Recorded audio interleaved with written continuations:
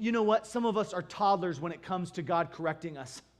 So, sometimes God's like, no, don't do that. Well, who are you to tell me what to do? I can do what I want with my life. And I'm going to tell you something, that God in true freedom will rescue you from you, because a God-inspired vision always begins and ends with God.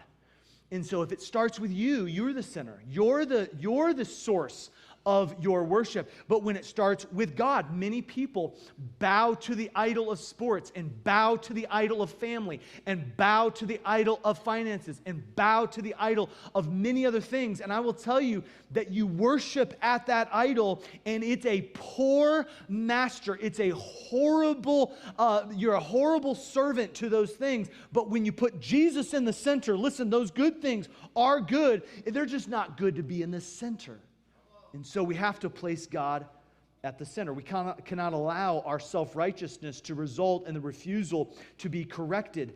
God cannot shape a man who will not yield to Him. I love what Oswald Chambers said. He said, the proof that we are truly disciples is that we let Jesus to reprove us.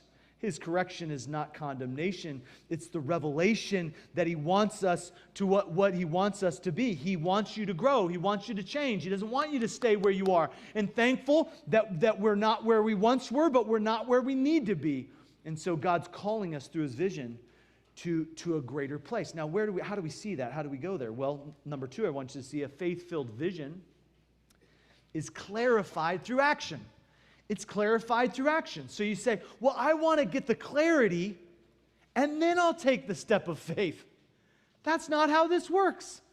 That's not how any of this works. You take the step in the Jordan River, and then it parts. Listen, you can't wait until you have resources to take a step of faith financially. You can't wait until you have total clarity. No, God gives you enough clarity for your next step. You take the step, and then He gives you more. So look at what it says. It says, write the vision. Then He says, make it plain. Now the vision, that's the perspective that God gives you. Kazan. That's the Hebrew word kazan. And it's the dream that He places in your heart, the visualization of His mission that He has for you. Where there is no vision, the people perish. You got to have a vision. You got to have a focus. You got to have where you're going. Hey, this is where we're going. Don't lose sight of that. Listen, people harm themselves and do some really terrible things when they lose a vision. They lose hope because they don't have a vision for their lives. The word perish here in Proverbs chapter 29 is they cast off restraint. They don't understand the joy, the happiness of keeping the law, of following God's plan. And so He said, make it plain. Make the plan plain. Okay? Bayar. This is to make it distinct, to make it evident, to make sure that this is not something that you're overcomplicating.